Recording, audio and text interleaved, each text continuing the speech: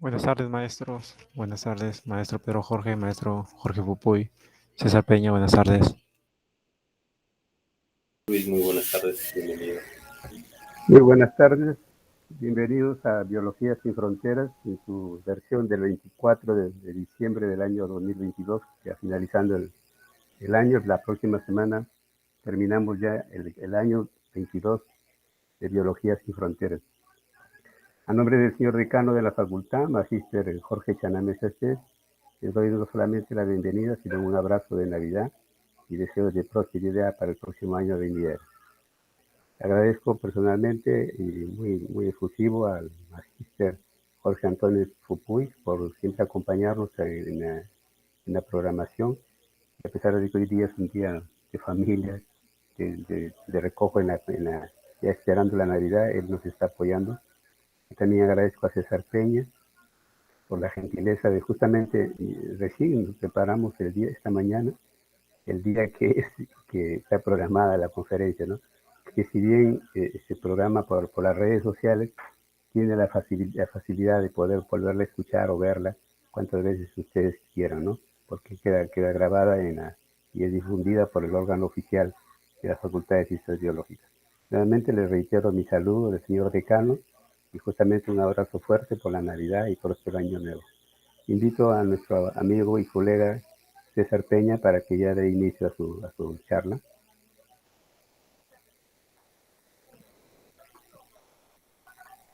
Final, pero bueno,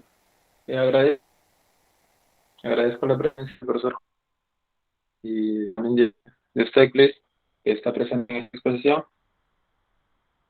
Por aquí, siendo invitado más y, y fortaleciendo, enriqueciendo más el tema de este día que, como le es la microbiota y el Parkinson. Bueno, en primer lugar definamos la palabra microbiota, ¿no? Mucho se suele hablar de esto, se suele escuchar, ¿no? Antes se le llamaba flora, pero ya con el tiempo se ha ido viendo de que la definición técnica tiene que ser microbiota, ¿no? O también llamado microbioma. La microbiota es el conjunto de microorganismos vivos que se encuentran localizados ya sea en la piel, en las mucosas, la mucosa oral, la mucosa nasal y en el intestino, que es donde está la mayor cantidad en la extensión de la mucosa intestinal, ¿no? Se dice de que estos microorganismos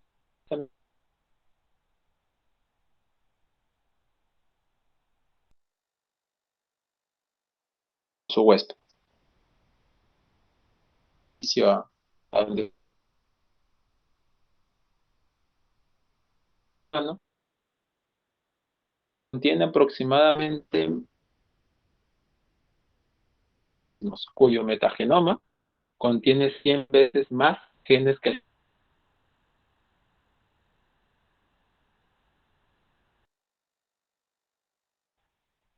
la verga también nos una prevalencia y otro en menor que determina fisiológica las concentraciones como de estas bacterias o de estos microorganismos se puede alterar. Y la literatura dice que su contenido está parcialmente estipulado por tres factores. Uno es el genotipo humano, dos regulados por mecanismos inmunológicos y tres por las condiciones ambientales en donde está incluido el tema de la nutrición de la persona o del huésped. Siguiente.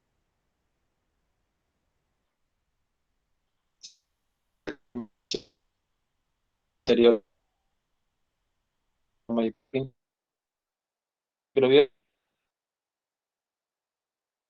Estasis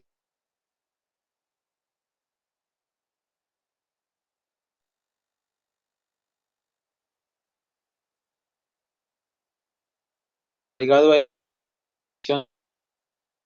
y además de que con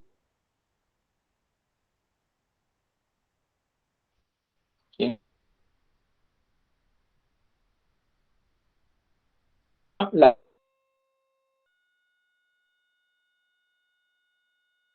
endocrina. todos estos por inflamación y neuroendocrina. César, por momentos se escucha un poco entrecortado, por favor, si pudiera repetir porque se escuchó un poco entrecortado. Sí, claro. ¿Esperemos?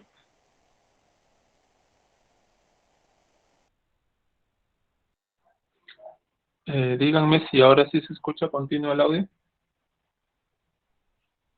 Ahora sí. Sí, ya, listo. Entonces, repitiendo la positiva. Vía intestinal del organismo. De nutrientes por el organismo. Bien, bien,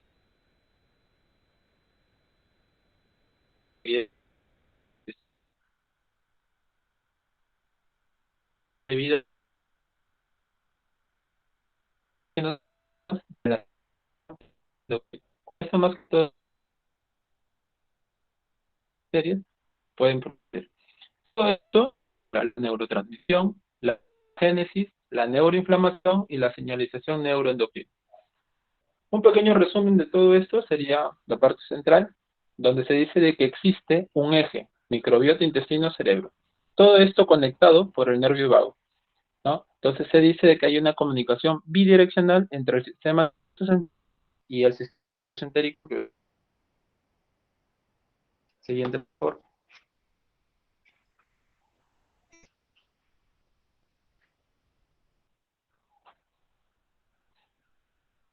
A ver, un momentito.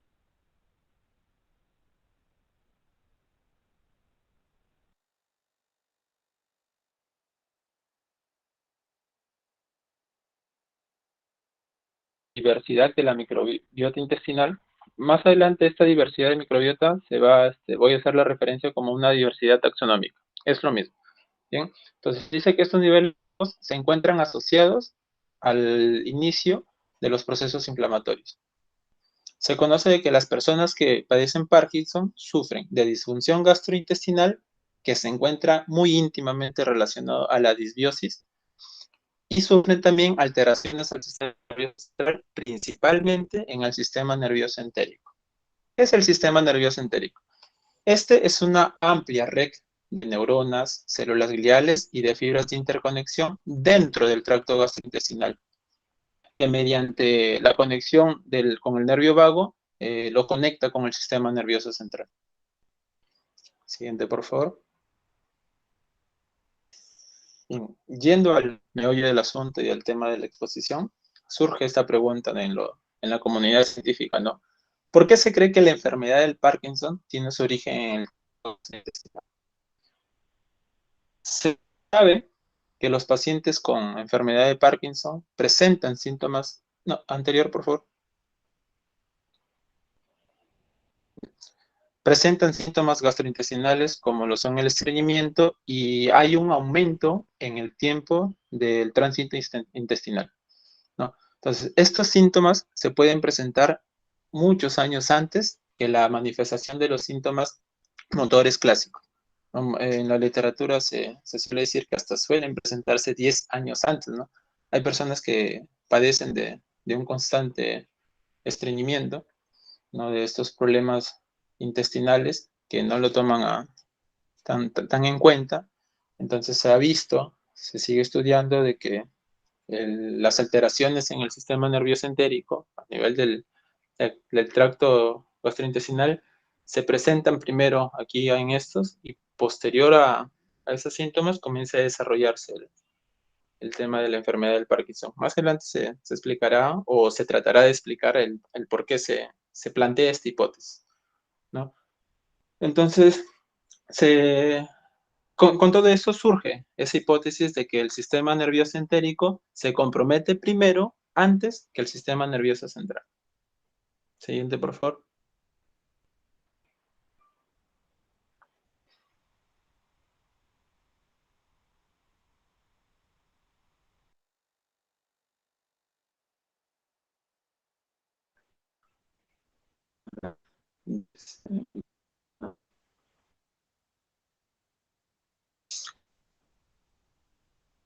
que la microbiota intestinal en las personas con Parkinson sufren una disminución en la distribución taxonómica. Lo digo, es forma del microbioma.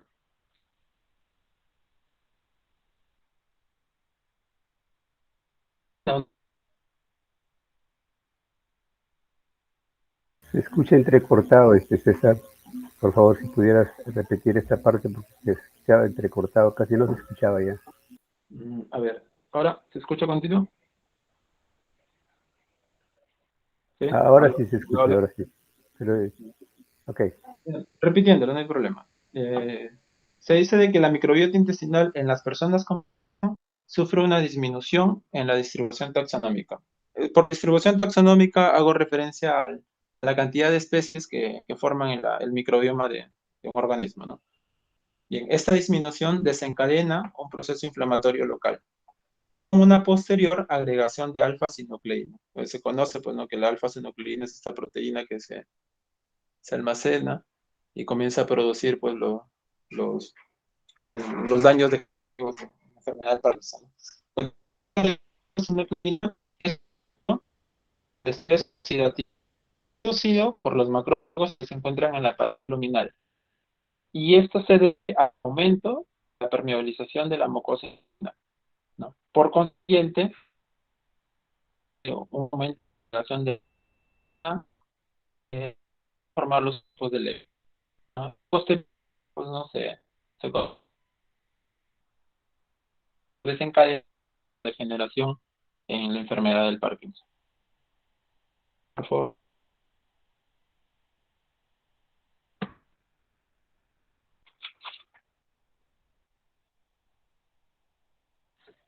Siguiente.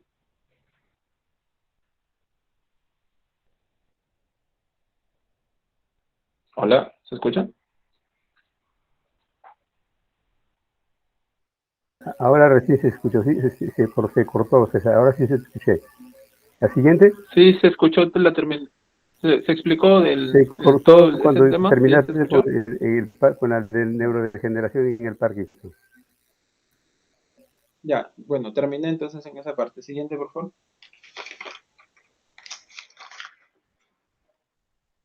Bien, este cuadrito es una recopilación de un montón de literatura sobre las diferencias entre las especies que conforman la microbiota de personas sanas y de personas con Parkinson. Claro que hay mucho más, ¿no? Pero he tratado de traer lo más común, ¿no? Lo que más se estudia, lo que es, ¿no?, con las técnicas convencionales.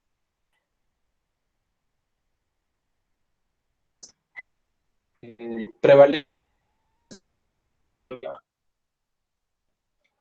de Gloria Blanquicatena, de bacteroides, de Prevotella, de Faecalibacterium. Prevotella y Faecalibacterium van a tener un rol muy importante en el desarrollo de la enfermedad de Parkinson. Okay. Se ha visto también de que hay géneros de Coprococcus, de Ruminococcus lidus, de otras especies de bacteroides como Bacteroides coprocola, Staphylococcus macilensis. En esa parte de Faecalibacterium va lo que es personas con Parkinson, pero se dice de que, no lo voy a confundir, más adelante también voy a hablarlo, ¿no?, sobre la relación entre el levodopa, que es el medicamento estándar para el tratamiento del Parkinson. Bueno, y las lacnospirases, que también influye o tiene un papel muy importante en el desarrollo de la enfermedad de Parkinson. Los estudiosos, los científicos, llegan a un consenso, ¿no?, en su mayoría de en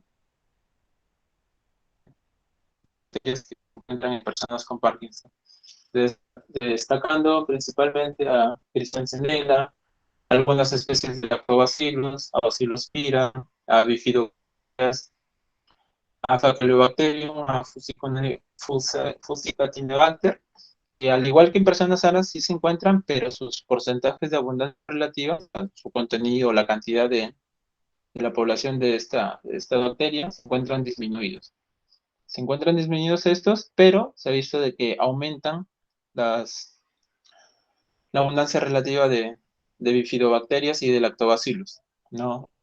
El lactobacillus y bifidobacterias con propiedades beneficiosas del ser humano, pero se ha visto de que al parecer estas bacterias,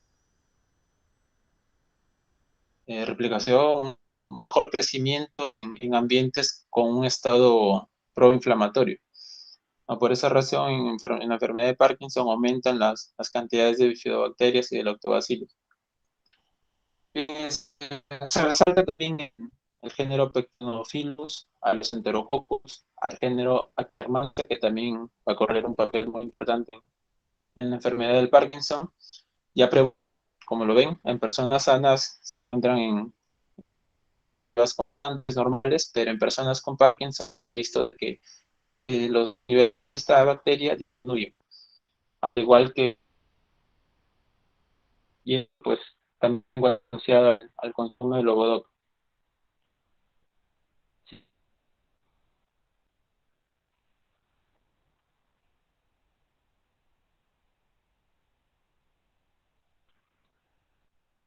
Hola, ¿se escucha?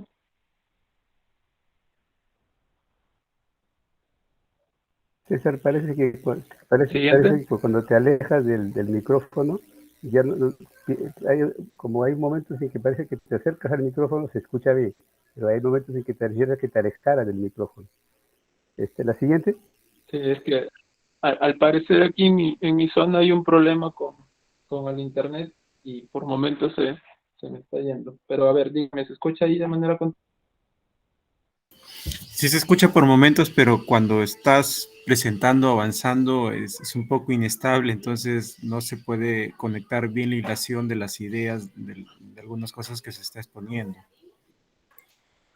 A ver, por favor, nuevamente, ¿podemos repetir la parte en donde haya habido ese conflicto? ¿En la última diapositiva del cuadrito o ya desde mucho antes también?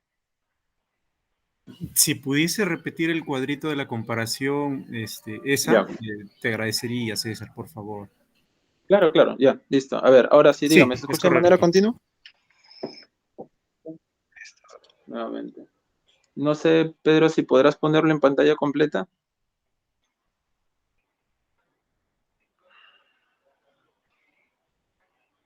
Sí, ahora sí, mejor. Es que como intentándolo desde el teléfono no logra verlo bien. ¿Dónde estamos? Bueno, ese pequeño cuadro es de mi autoría, ¿no? Es una pequeña recopilación de diversa literatura en donde se hacen estudios, pues, de personas con Parkinson y de personas sanas, personas que llevan tratamiento con Codopa, y todo llega a un consenso en estas bacterias. Personas sanas se encuentran en mayor abundancia bacterias del género Dorea longicatena, especies de bacteroides como Bacteroides dorei, Bacteroides coprocola, Prebotella y Faecobacterium. Estas dos bacterias corren o juegan un papel muy importante en el desarrollo de la enfermedad del Parkinson. También se encuentran en personas el género de Coprococcus, de Rhominococcus callidus, Stichicus maxiliensis, y bueno, como les digo, esta parte de Faecobacterium va en la parte de personas con Parkinson, pequeño error mío, pero se sabe, pues, ¿no?, de que el consumo de antibióticos, algunos alimentos u otros fármacos también alteran la composición de nuestro microbioma, pero muy poco se ve estudiado, ¿no? Aquí se ha logrado ver de que la levodopa afecta los niveles de Faecobacterium. Como les digo, esta bacteria corre o juega un papel importante en el desarrollo del Parkinson. Y otra de las bacterias pertenecientes a la familia de las Lactobacillus. En las personas con Parkinson llegan al consenso de que hay aumentos o aparecen en mayor cantidad bacterias del género Christianella, de Catabacterium hongkongensis, de algunas especies de lactobacillus y de un aumento en bifidobacterias. A pesar de que se sabe que las bifidobacterias y lactobacillus tienen un papel importante o un gran beneficio para el ser humano, ha visto de que en ambientes proinflamatorios su aumento de estas bacterias se propicia. No es como si estuviesen más acostumbradas a crecer en este tipo.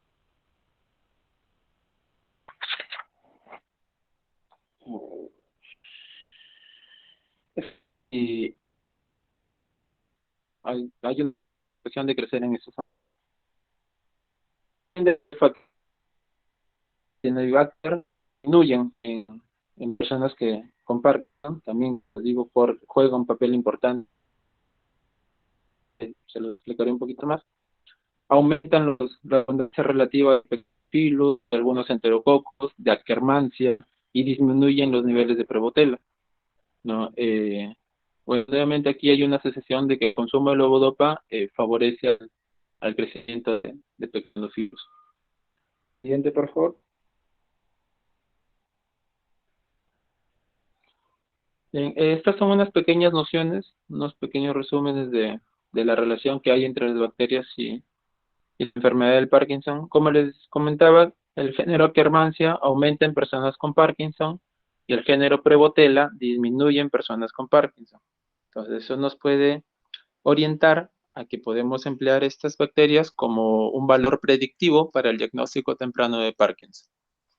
Se sabe que un bajo porcentaje de la abundancia relativa de Prevotella está asociado a una mayor permeabilidad intestinal, o sea, el contenido de las células de nuestro lumen sale hacia el exterior con una mayor facilidad, y hay una menor síntesis de mucina, o sea, hay una menor producción de moco. Ustedes saben que el moco protege pues a la pared del intestino, pues, ¿no? De todos esos patógenos, todas esas bacterias que puedan, o les dificulta el paso de estos microorganismos hacia dentro de estas células, pues, ¿no? Y pueden desencadenar algún problema. Les mencioné también que la familia Lacnospiraceae tiene un papel muy importante porque estas producen ácidos grasos de cadena corta en el intestino humano.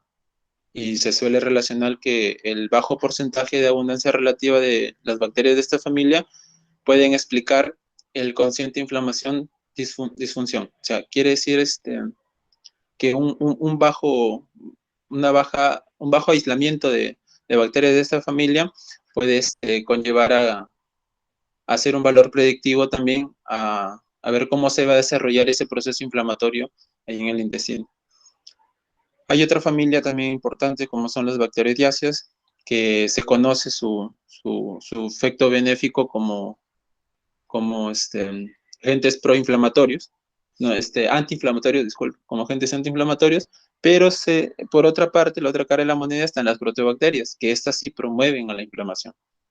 Entonces ahí vamos relacionando de que hay ciertos consorcios bacterianos que favorecen al ser humano, ¿no? Por el efecto benéfico que tiene, pero hay otras que a pesar que también lo tengamos, pero en niveles controlados, pues, ¿no? Y eso es gracias también al resto de bacterias, principalmente a las bifidobacterias, porque el valor benéfico que radica en estas bacterias es que prohíben, no puede ser, ¿no? Sino que dificultan, ¿no? a la adherencia de bacterias patógenas a las paredes o a la superficie de las células del intestino, ¿no? Porque como se sabe, pues no sé, hay una bacteria que ya está ocupando un espacio ahí en la superficie de la célula, y la mayor cantidad de estas son las bifidobacterias, entonces no va a haber un espacio en donde alguna bacteria patógena con algún mecanismo de virulencia, como una fimbre, un pili, se pueda pegar a estos, ¿no? Y puede desencadenar todo su proceso patológico. Pero es gracias a, como está escrito, la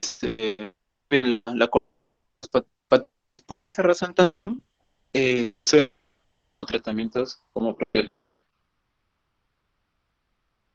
sistema inmunológico a la producción de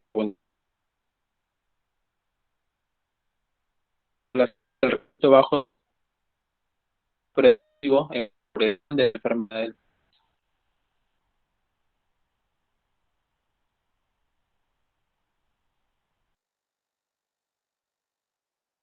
circulantes. Bien, aquí hay otra bacteria benéfica, como son los bacteroides.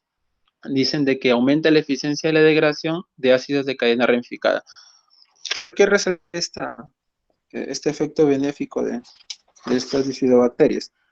Porque teóricamente se conoce que este tipo de ácidos grasos compiten con aminoácidos aromáticos como lo son la tirosina y la fenilalanina, ¿no? O sea, estos compiten por ingresar al cerebro, lo que constituye una disminución en los niveles de serotonina, porque ya estos aminoácidos forman parte de la vía metabolítica para la producción de serotonina.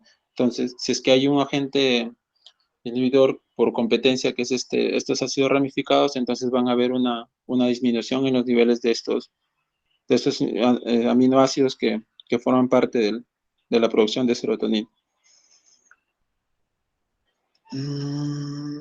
Bien, se está estudiando también, pues, ¿no? De que dice de que si es que nosotros reponemos al organismo, reponemos esas bacterias que son capaces de degradar estos ácidos grasos de cadena ramificada, se puede prevenir la enfermedad del Parkinson, ¿no? Es una corriente, es una tendencia, pero no está tan argumentada, porque se sabe también de que esta disminución de los ácidos grasos, pues es común en otras enfermedades neurodegenerativas. O sea, también es un puntito donde se está recomendando hacer estudios más profundos para poder detallar bien el papel que juega este tipo de bacterias. Siguiente, por favor. Bien, conocen, pues, ¿no?, que el fármaco estrella para el tratamiento del Parkinson es la levodopa. No, la levodopa y la microbiota intestinal. Como les comenté anteriormente, se ha visto de que el consumo de levodopa ha propiciado un aumento en la abundancia relativa de los géneros Pectenophilus y Fingoldia, ¿no? Y el efecto que tienen estos géneros es que estos pueden fermentar pectonas de aminoácidos, ¿no? Y la levodopa está dentro de su constitución, son muy parecidos a estos. Por esa razón, como pueden fermentar esto, puede interferir en el metabolismo de este fármaco, ¿no? Y disminuir su potencial, disminuir sus efectos en el paciente. Se dice de que la levodopa influye en el contenido de Faecalibacterium. Como les comenté anteriormente, Faecalibacterium es una bacteria muy importante, muy benéfica. Si es que se desea seguir trabajando con probióticos, tiene que estar incluido dentro de estos consorcios, al menos bacterias de este género. ¿Por qué? Porque estas producen butirato. Y el butirato es la principal fuente de energía del epitelio intestinal. Se está relacionando que los bajos niveles de esta bacteria conlleva tener bajos niveles de butirato, ¿no? Por lo que se produce un deterioro de la capa del moco intestinal. O sea, el butirato ayuda a las células del epitelio a producir la mucina, ¿no?, del moco, y pues ya saben, ¿no?, mayor moco, pues no va a haber una facilidad para que los agentes patógenos puedan penetrar la barrera intestinal. La levodopa aumenta el porcentaje relativo de algunos enterococos, que también son capaces de degradar de metabolizar la levodopa en dopamina, pero ahí en el intestino. Entonces no va a permitir la absorción de esta levodopa y pues y su posterior conversión a dopamina, pero en las neuronas, ¿no?, en las células del cerebro. Se está relacionado también de que el aumento de estos enterococos induce el síndrome del intestino irritable. Algunas especies de lactobacillus pueden también degradar este fármaco, que es la levodopa, e interferir también con su metabolismo, por lo que la abundancia de esta bacteria se está relacionando al consumo de este fármaco, ¿no? O sea, este fármaco propicia el aumento de lactobacillus. Y también la levodopa aumenta los porcentajes relativos de abundancia relativa de los géneros Akkermansia, que puede ser un factor o puede ser una consecuencia del posterior estreñimiento que tienen estos pacientes. Akkermansia también pues no se conoce de que degrada la mucina del moco intestinal. Entonces, si aumentan los niveles de estas bacterias, van a haber un aumento en la degradación del moco intestinal y pues esto va a conllevar a que se fomente o se propicie el ambiente proinflamatorio, aumente el estrés oxidativo, aumente la actividad de los macrófagos, aumente la producción de citocinas proinflamatorias, todo esto pues no va a empezar a conllevar una reacción en cadena a que se produzca mayor inflamación, mayor y todo eso. Entonces, tener un control de estos géneros de bacterias que son perjudiciales para la persona puede ser también un punto diana para las terapias complementarias, ¿no? al consumo pues, de los fármacos como levodopa. Se viene fomentando el consumo de probióticos con bacterias benéficas, cuyos beneficios son los que ya les he hablado, como los de Faecalibacterium, para mejorar, ¿no? la microbioma alterada que tiene el paciente con Parkinson y así potenciar su recuperación. Aunque últimamente, o mejor dicho, de que aún se persiste en tratar de que las personas con Parkinson, sus niveles de dopamina pues no se mantengan produciendo y produciendo, pero no hay un desarrollo de algún fármaco o de algún proceso para evitar la degradación ya o la muerte de esas células productoras de dopamina. Entonces van diferentes los tratamientos hoy en día, van al producto, pero no van a cuidar, ¿no? a las células que producen esta dopamina. Pero bueno, eso es un tema aparte que se podría conversar pues más adelante. Siguiente, por favor. Bien, en esta parte, cerebro, intestino, inflamación. Se dice de que una microbiota proinflamatoria y disbiótica, el concepto de disbiosis es una alteración en el contenido del microbioma normal de una persona, ¿no? La alteración de este microbioma se le llama disbiosis.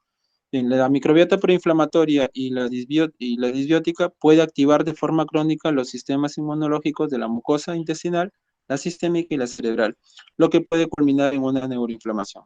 Por lo que la combinación entre la microbiota proinflamatoria y la activación inmune exagerada en las mucosas forman parte de ese mecanismo de inflamación local intestinal. Por lo tanto, la microbiota intestinal disbiótica es un desencadenante y un facilitador de la neuroinflamación, sostenida que puede iniciar y o promover la patogénesis de la enfermedad de Parkinson. Siguiente. Pero todo está perdido. En última instancia, es posible realizar un trasplante de microbiota fecal que consiste en el restablecimiento de una comunidad microbiana intestinal adecuada mediante la transferencia de la microbiota intestinal de uno al tracto gastrointestinal del paciente. Entonces, pero ¿de dónde surgió esa idea, no? De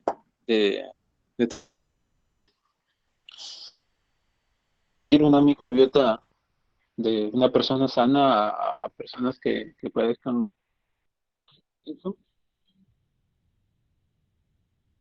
En estudios se realiza la transferencia de enfermedades de personas que tienen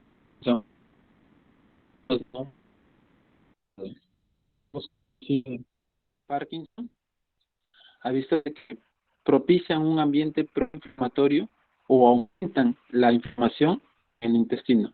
Entonces, si el microbioma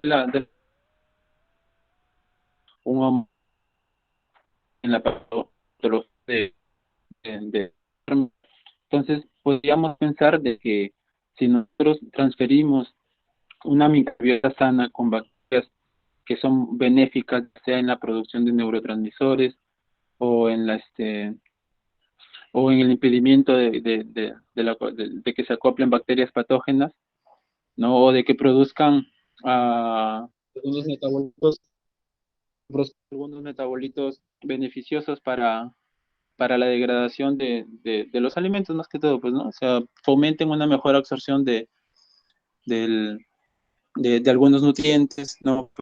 Propicien un ambiente menos antiinflamatorio, porque hay bacterias que producen algunos aminoácidos, ¿no? Como el GABA, la acetilcolina. Podemos generar ese consorcio bacteriano específico de bacterias que tengan un alto potencial benéfico. Entonces, podríamos ir dilucidando el mejoramiento de la calidad de vida de estas personas con la enfermedad del Parkinson. Y si no funciona, pues este tema del trasplante de microbiota, porque se sigue viendo de que hay ventajas y desventajas como todo tratamiento. No, las personas hoy en día, pues, se les recomienda tener o consumir dieta rica en fibra, limitar el estrés, evitar el consumo de alcohol y tabaco, y usar convenientemente probióticos y prebióticos, para que estos regulen la microbiota intestinal y, bueno, también realizar ejercicio diario. Siguiente. Bien, por cuestiones de tiempo, hay un documento en donde también las ventajas, desventajas, realizan los trasplantes de microbioma en este paper, que lleva como título Trasplante de microbiota, el autor Lima Solano, para que lo puedan revisar, y también haber un cuadro mejor de de bacterias que forman en familias y de cómo de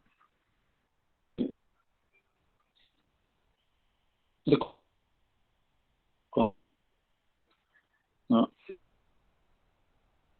He tratado de resumir un amplio abanico de investigaciones. Espero haya quedado claro o mi idea la haya dejado entender de la mejor manera. Si es que tienen alguna duda, pueden realizármela, podemos conversarla, y muchas gracias por escuchar.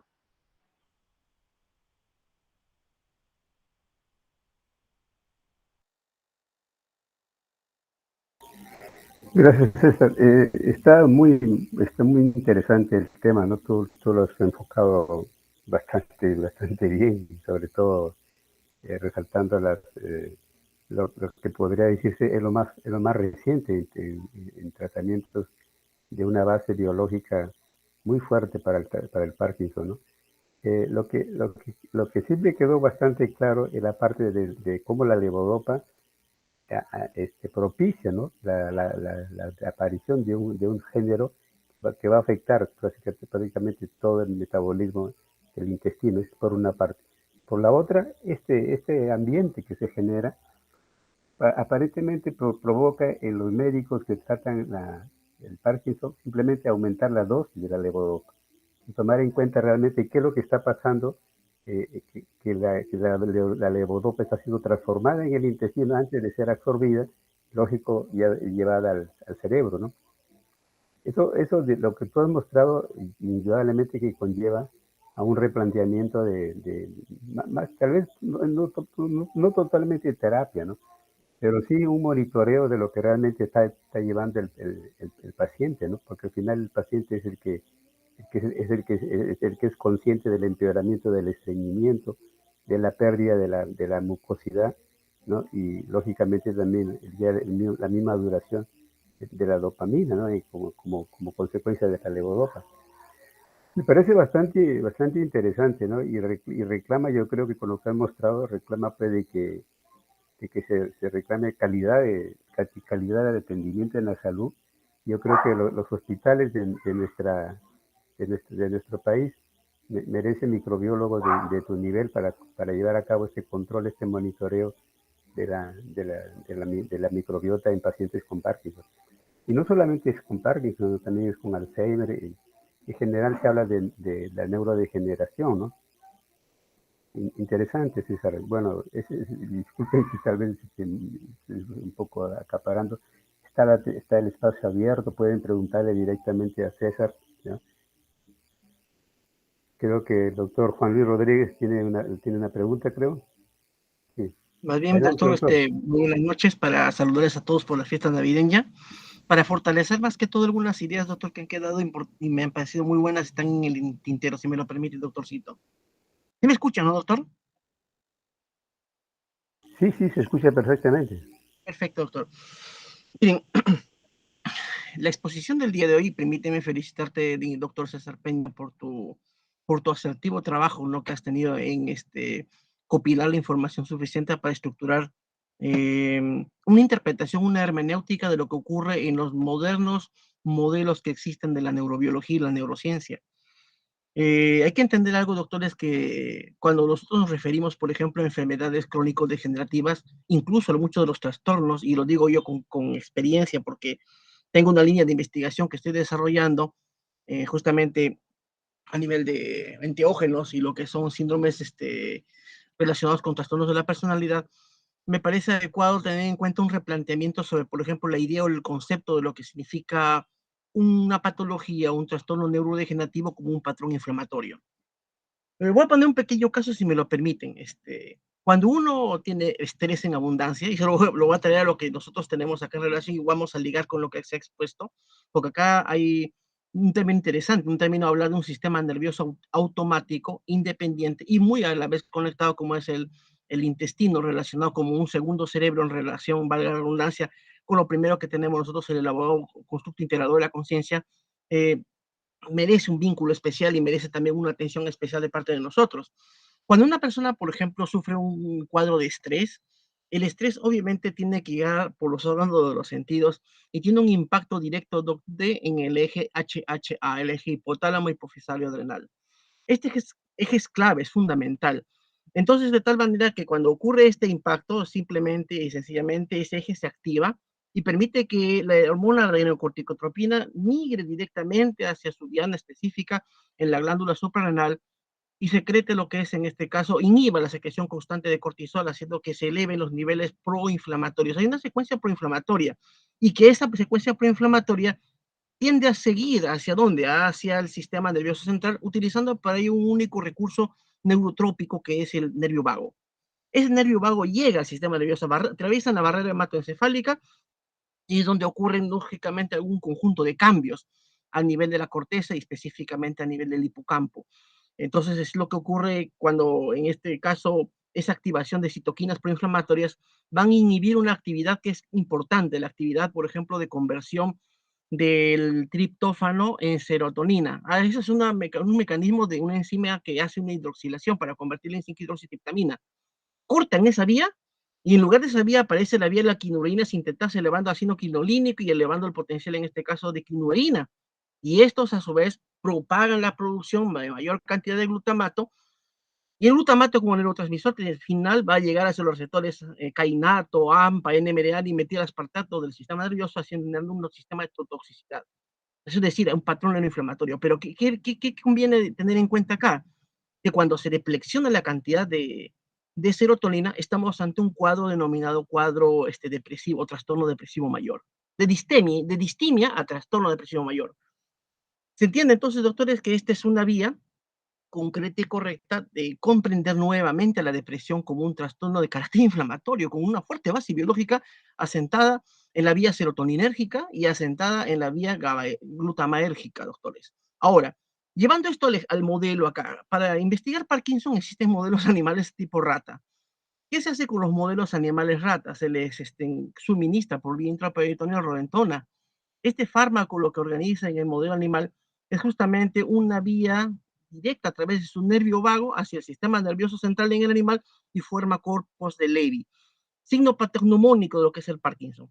La terapia para este tipo de es el control positivo y el control negativo justamente consiste en hacerse resección del nervio vago y no se expresa el cuerpo de Levy. Entonces, ya se ha comprendido experimentalmente en modelo animal, modelo de laboratorio, que realmente hay una vía neuroconductora y es un eje hipotálamo hipofisario adrenal el que cogobierna todo. Ese es el modelo, doctor, que actualmente se debe entender. Es una interacción de un eje integral. Ahora, dentro de los esquemas, doctores, que se sabe hasta el momento, recién este año, se reconoce, por ejemplo, que cuando existe un daño a nivel de células de carácter neuroendocrino, como las células del entero, que también se llaman células enteroendocrinas, y existen una similitud morfoanatómica, por no decirlo así, una similitud enorme con los astrocitos y con algún tipo de neuronas. Incluso hay una propagación transcelular de una molécula que este año, el año pasado, se ha estado investigando sobre ella, que es la alfa-sinucleína. Esta alfa-sinucleína tiene un potencial directo, ¿por qué?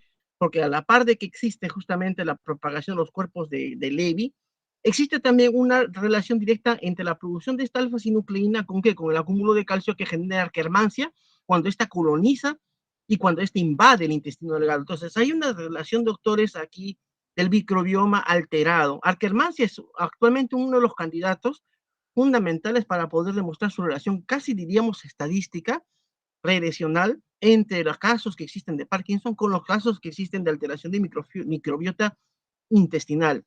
Entonces, en la vía terapéutica ya la planteó el doctor César Peña cuando nos dice de que debemos hacer reemplazo de estructuras, ¿no? Reemplazo de uno que se denomina trasplante de microbiota, y en lo segundo, la producción del butirato. Recordemos que la vía de la ledopa, la dopamina, son vías que igualmente fuertes, igualmente consecutivas como la serotoninérgica. Dopaminérgica y serotoninérgica conducen el mismo camino neurotrófico. Entonces ahí la idea, doctores, es hacer un equilibrio. Y esto de acá es medicina alternativa complementaria, pero desde una base de perspectiva netamente molecular. La idea justamente es saber de que todos estos componentes se interconectan por el nervio vago. La idea también es saber que son netamente serotoninérgico, dopaminérgico, y la idea también es conocer, doctores, de que la microbiota hay que entenderla como un organismo, como una estructura que coincide en simbiosis con nosotros. De ahí que el término disbiosis es un término que es actualmente y formalmente aceptado. Entonces yo felicito bastante al doctor César Peña por su participación, y a todo doctor Pedrito, deseándoles a todos una feliz Navidad justamente el día de hoy, ¿no? Que se cumple más tarde la Nochebuena. Gracias, doctor Pedrito, por permitirme estas breves palabras.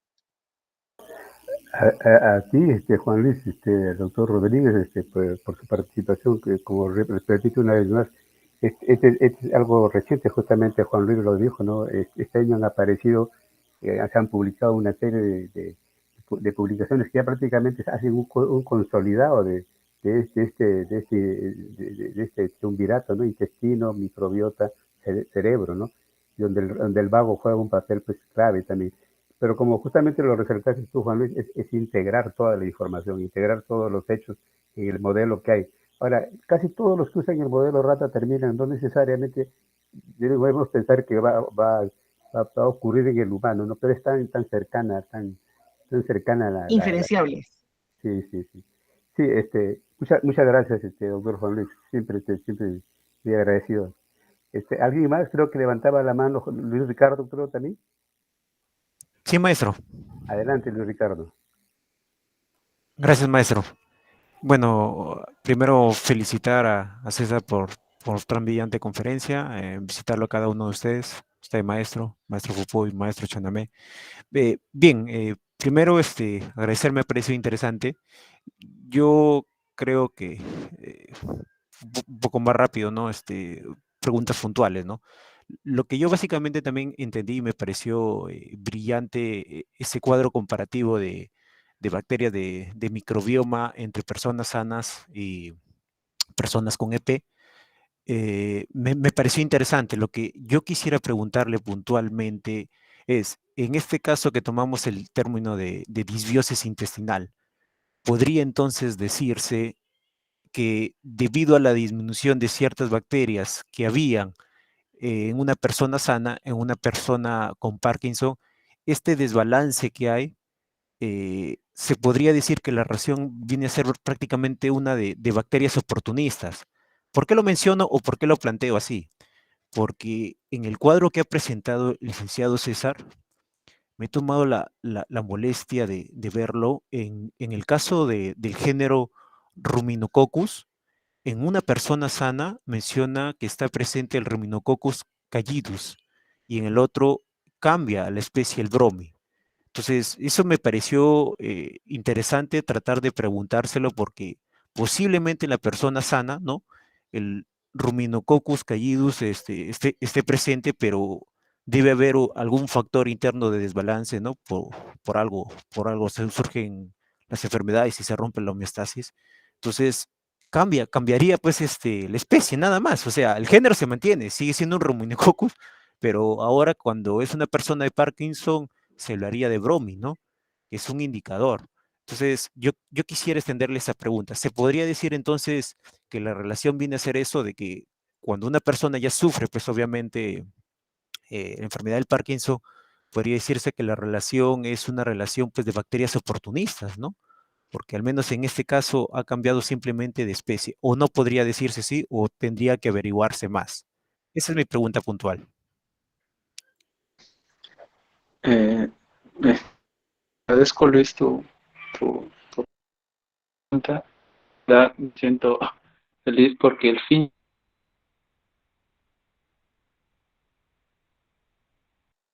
hay género, pues, Hay César, no te problemas de logro audio, escuchar bien, hay problemas de interferencia, si me audio, César. permites. Sí, hola, hola, ¿sí se escucha? ¿Ahora sí? ahora sí, César, disculpa. Disculpen.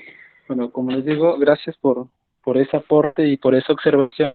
Entonces, quedo satisfecho de que el fin de haber realizado ese cuadro es justamente de que se den cuenta de que a pesar de que hayan bacterias del mismo género, ¿no? La diferencia entre las especies, entre una persona y una persona con Parkinson, puede generar ese declive, ¿no? Ese desarrollo de la patogénesis de la persona. Porque se sabe de que como el otro ejemplo, ¿no? Lo que tú has dicho de Ruminococcus está bien, ¿no? Se ha visto de que en mayor incidencia la especie de Ruminococcus,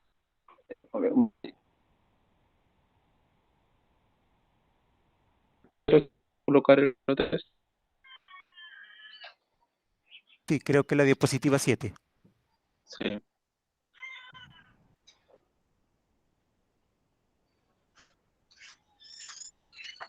Ya, acá está.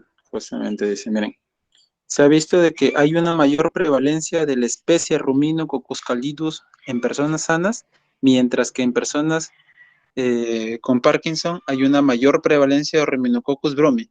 Y dato interesante porque si buscan en la literatura, se dice, asocian que los ruminococos estimulan a un estado prohibido, ¿no? Si se dan cuenta, la especie Ruminococcus callidus, no, tiene un efecto benéfico en el ser humano. Entonces, justamente esas pequeñas estudios son muy vagos. La mayoría de autores, ¿no? En los papers publicados siempre se hacen esa recomendación. Se hace, hace falta un mejor o un mayor estudio con una mayor cantidad de población de personas con Parkinson durante un mayor tiempo, porque en su gran mayoría algunos estudios tienen un consenso o un seguimiento de aproximadamente 2 a 5 años del desarrollo de la enfermedad, ¿no? Pero ellos mismos estipulan o recomiendan que ese tiempo de estudio se vea más. Por ejemplo, es el tema de lactobacillus, ¿no? Hasta el lactobacillus, ¿no? Pero si se dan cuenta, en las personas con Parkinson, la especie que se ve propiciada en proliferar es Lactobacillus mucosae, pero especies como Lactobacillus reuteri, Lactobacillus acidosus, Lactobacillus fermentis, mejoran la reducción de la intestina y de la función cognitiva, ¿no? Que también promueve una mejor peroxidación de lípidos, o sea, disminuye los niveles de malonaldehído, que disminuyen también el neuronal en personas que tienen Parkinson y reciben una terapia con probióticos que tengan esas especies de lactobacillus, ¿no? Pues como tú lo bien le dices, aún falta dilucidar mejor los mecanismos y detallar mejor de la proliferación de estas bacterias y pues dar mejores conclusiones para poder eh, terapias con probióticos. César, no te escucho muy bien, se entrecorta. ¿En qué parte se entrecortó? ¿Hasta dónde me escuchaste más o menos? La verdad es que creo que prácticamente lo último no escuché nada, disculpa. Bueno, No, lo del lactobacilos, entrecortado, ¿sí me escuchaste? entrecortado. Ya, no te lo repito. Mira, si se dan cuenta, en personas con Parkinson, la mayor prevalencia de proliferación de la especie de Lactobacillus mucosae ha sido propicia, ¿no? Pero, como les digo, los lactobacilos están ampliamente estudiados, hasta los usan como probióticos y algunos para el tema de realizar los yogures, ¿no? Pero dato curioso es que hay especies de lactobacilos como Lactobacillus reusteri, Lactobacillus acidophilus, Lactobacillus fermentum, ¿no? Son del mismo género, pero que tienen mejores efectos benéficos como lo que son que mejoran la función cognitiva en personas que son tratadas con probióticos y que tengan Parkinson y que además favorecen a una mejor peroxidación de los lípidos y que disminuyen el daño neuronal en estas personas con Parkinson, ¿no? Puedo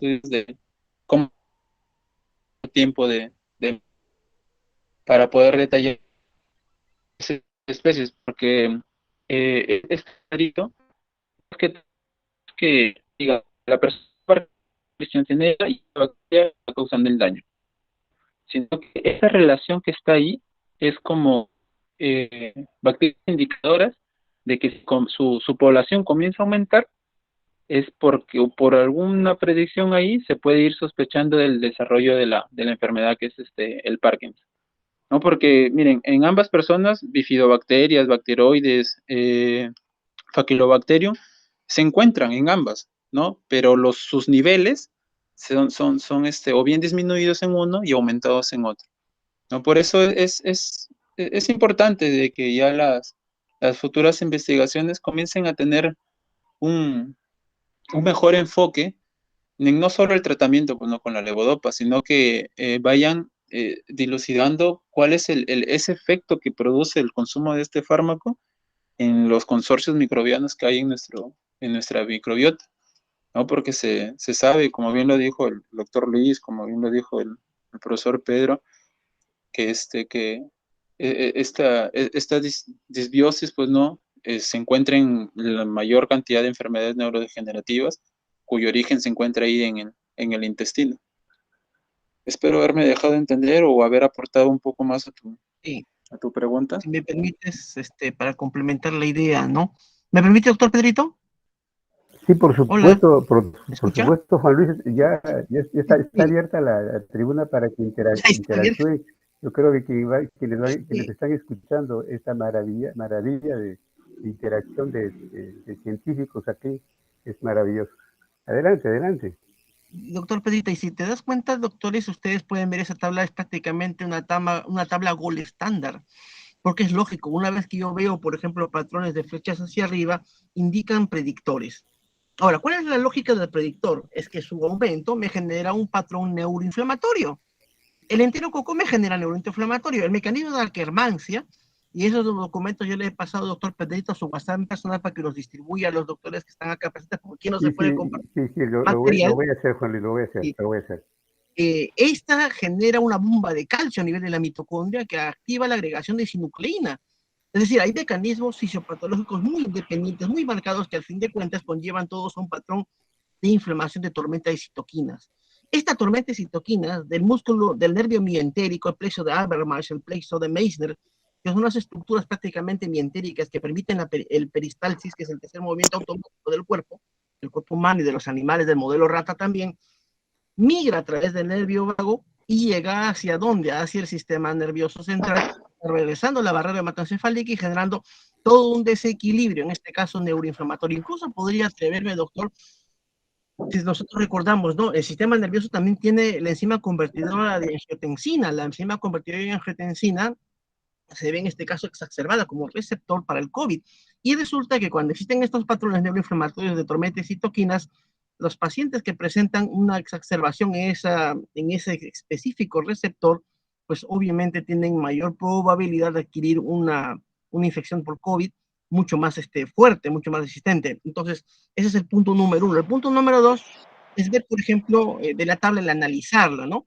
el analizar las flechas hacia arriba y flechas hacia abajo, nos conlleva a nosotros a plantearnos una reformulación del tratamiento alternativo complementario a través de lo que se denomina nutracéuticos. Los nutracéuticos, doctor, yo he trabajado con lo que es espirulina en el mejoramiento de la memoria y aprendizaje espacial en modelo rata. Confío bastante en que los nutracéuticos, sea cual sea su orientación, prebiótico, probiótico, pues tienen un estilo de funcionamiento, de dinámica molecular que es equilibrante y es homeostática, reguladora. Entonces, un probiótico, doctor, de naturaleza, en este caso compensada, pues va a inhibir dos elementos de pH, porque acá tenemos tres factores fundamentales, doctor, para poder ver esa vehiculización y migración. Primero es lo que se denominan las famosas reglas de Lipinski, que son las reglas sobre permeabilidad de membrana, lipofilicidad, hidrofilicidad, el tamaño de las moléculas, todo ese conjunto de estructuras que le permite a un principio activo tipo fármaco o farmacóforo, en este caso es el principio activo, migrar a cierta estructura y generar una consecuencia fisiopatológica posterior. Entonces acá los principios estos son regulados y obviamente el equilibrio de lo mismo, el reequilibrio por un trasplante de microbiota es fundamental para el tratamiento de esta naturaleza. Ahora, en cuanto a Peptidonphilus y su relación, por ejemplo, con la de Podopa, es lógico presuponer que si hay una relación directamente proporcional, es que metaboliza ese fármaco. Entonces el fármaco no es conveniente por vía oral, en primera instancia. Lo segundo es que tiene que tener en cuenta que el fármaco, si es que no es conveniente, tiene que ser sustituido por otra sustancia que me impida la migración y la formación de estos estallidos inflamatorios a nivel del plexo mientérico. Eso sería, doctor, para complementar la idea. Ese cuadro me parece maravilloso. Ese cuadro es una hermenéutica, creo, una interpretación del doctor César. Me parece muy bien interesante porque es prácticamente un consolidado, como una revisión sistemática, como biología basada en la evidencia, que a mí me permite dilucidar y poder en este caso hacer la siguiente fase, que es la de formulación del tratamiento en equilibrio de probióticos. Esa es la idea, doctor, de lo que vendría acá, en el diseño de un fármaco de tipo nutracéutico. Esa es mi opinión, doctorcito. Muchas gracias, doctor Pedrito. Muchas gracias, Juan Luis. La parte crítica la escuché cuando cambiar el fármaco. El levodopa es el único fármaco que le dan al tratamiento para Parkinson. Hay otros, pero que duran media hora, una hora. Y levodopa es prácticamente considerado casi como, creo que como 40 años, el gol estándar del tratamiento para Parkinson. Pero lógico, con todos estos hallazgos que se están habiendo, dadas las complicaciones, sobre todo gástricas, intestinales que ha tenido el Parkinson, indudablemente que esto va a llevar a todo un replanteamiento de tratamiento, ¿no? Yo pienso de que estas dos charlas que se están dando acá a nivel de Biología Sin Fronteras, con César Peña y con el doctor Juan Luis Rodríguez Vega, yo creo que también debería difundirse para un espectro mayor médico, para que justamente no hay que olvidar que nosotros como biólogos tenemos una función civil investigadora, pero la que tiene la función, la profesión es del médico, es irreemplazable y es el médico el que debería recibir estas dos corrientes tan fructíferas que ustedes han vertido acá con mucha generosidad. César en la parte microbiológica y el doctor Juan Luis Rodríguez en la parte de fisiología, no farmacofisiología, interesantísimo. Muy bien, no sé si hay alguna otra pregunta. Yo podría agregar, Pedro, justamente esto último que habló el doctor Luis sobre Pectinophilus. Más que interactúe con el consumo de levodopa, es que justamente Finegolia de abundancia, ya que estos se consideran patógenos oportunistas relacionados a infecciones polimicrobianas y procesos inflamatorios. ¿No? También es decir que más están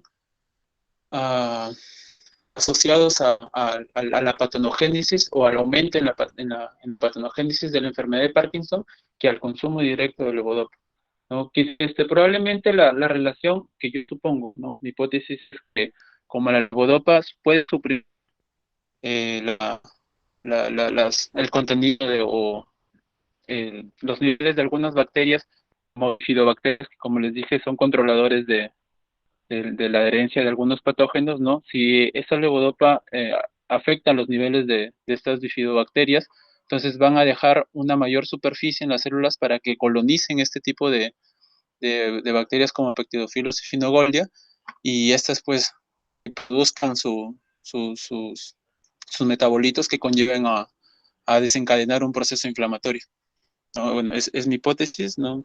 Se podría por ahí complementar un poco, ¿no?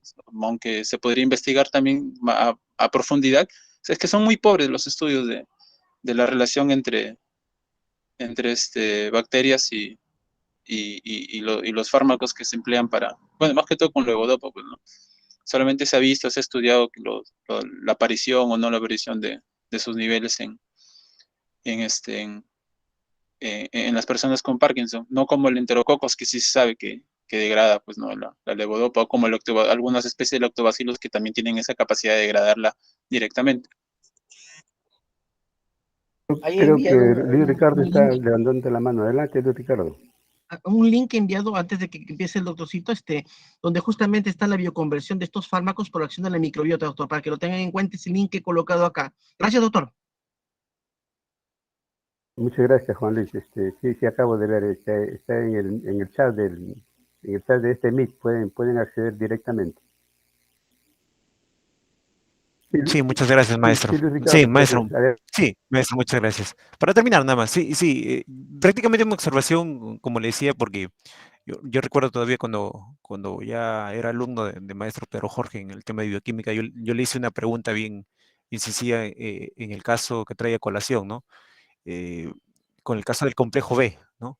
Yo le pregunté a mi maestro, recuerdo en ese entonces, que era como el 2010, le pregunté por qué tomar complejo B me da más energía, y maestro Pero Jorge me hizo recordar algo que yo había olvidado, que era el principio de Le Chatelier, ¿no? Con el tema de la concentración. Entonces, yo iba más o menos, licenciado César, por ese sentido, o el sentido de que la concentración de bacterias en personas sanas, al verse modificadas, plantean una nueva condición dentro del sistema que permiten que, esa es mi hipótesis, que permiten que una serie de bacterias oportunistas puedan proliferar y hacer estragos, obviamente, ¿no? Entonces yo más o menos me inclinaba por eso, y con ese cuadro maravilloso me queda claro, porque creo que también es indicador que de Ruminococcus callido me pase a Bromis, entonces algo debe haber pasado.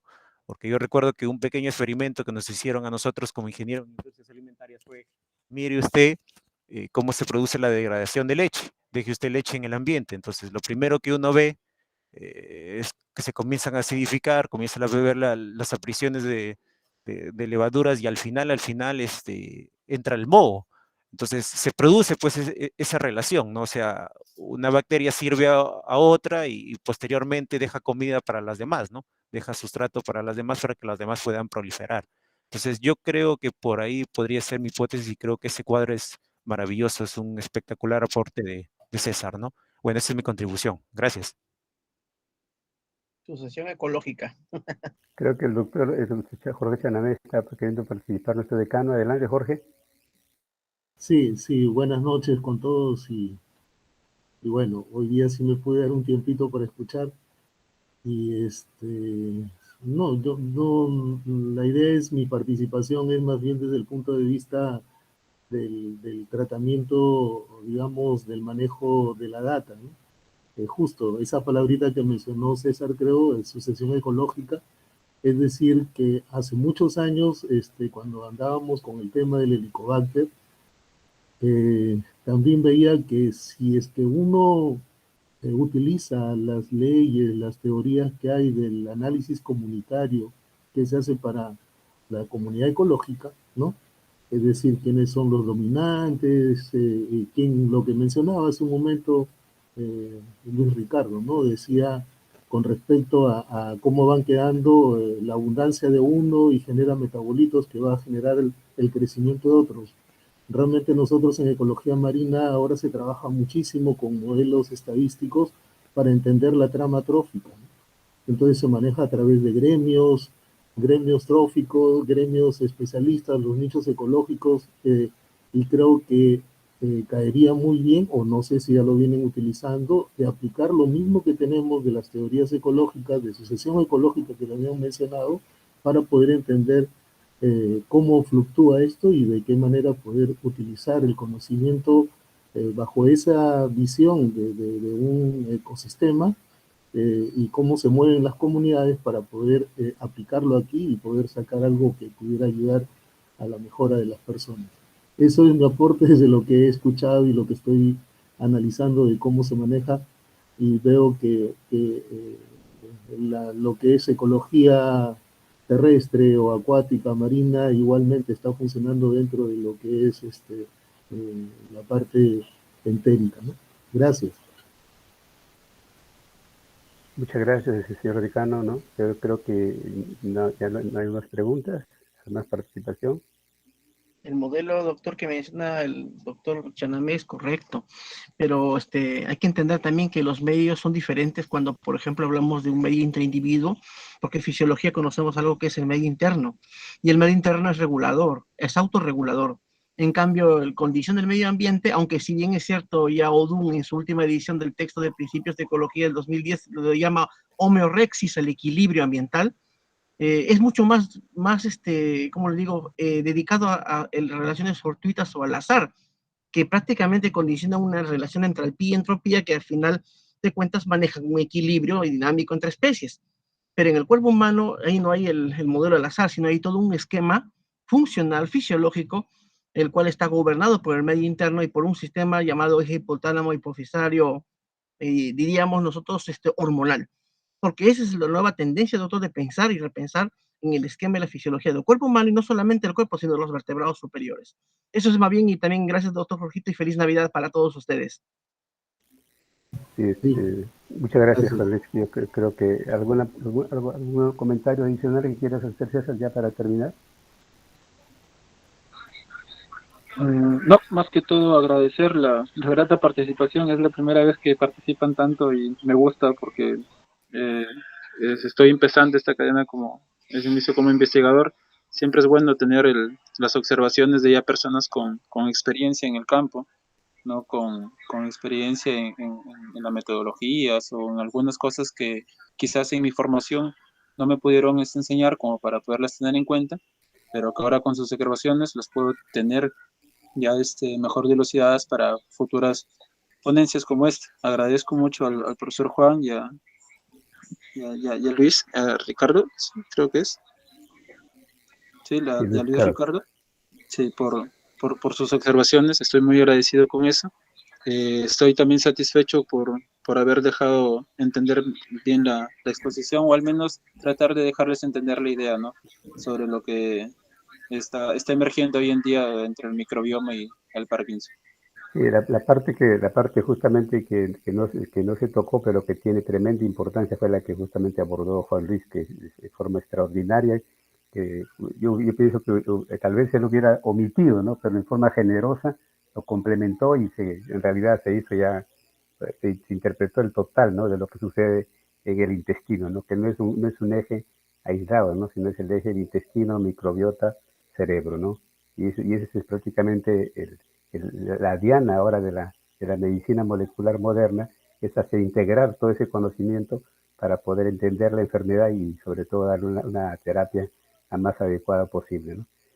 Muy bien, muy buenas noches. Aquí está nuestro señor decano, que siempre se hago presente, ¿no? Él apoya este programa desde que se fundó este programa, ha recibido el apoyo en primer lugar de la doctora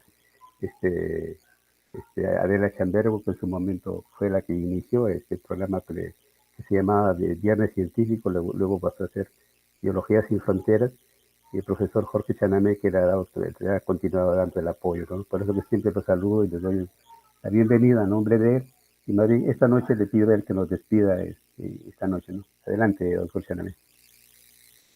Gracias, doctor Pedro. Contento realmente porque las exposiciones son muy importantes, muy interesantes, y sobre todo abriendo camino a los jóvenes en esta tarea de lo que es la investigación científica. Creo que la persistencia y la insistencia en seguir, aún con las dificultades que se han venido dando durante estos últimos años, pero ahí el doctor Pedro siempre los días sábados, aunque a veces no puedo estar, pero el colega Fupuy siempre también apoyando para poder salir adelante con estas exposiciones que son de mucho provecho y sobre todo la oportunidad que usted, doctor Pedro, les da a los jóvenes para que puedan disertar. Bueno, como lo decía el colega Luis, Navidad, esperemos que más tarde, dentro de horas, pasen una bonita reunión familiar, que departan con mucha unión, con mucha esperanza, con fe en lo que nos viene en el siguiente año. Muchas gracias por su presencia en esta ventana virtual y a continuar el próximo sábado. No sé cuáles serán los temas, pero creo que también habrá un momentito para poder gozar alguna de las exposiciones que se vienen programando semana a semana. Muchas gracias con todo. Gracias, César, por tu exposición y a todos los presentes. Gracias. Muy buenas noches y un abrazo a todos, un abrazo de felicidad por la Navidad y de éxitos. Que Dios los bendiga. Buenas noches. Buenas noches, maestros. Buenas noches. Buenas noches. Feliz Navidad. Feliz Navidad. Feliz Navidad. Feliz Navidad. Gracias por estar presentes. Muchas gracias.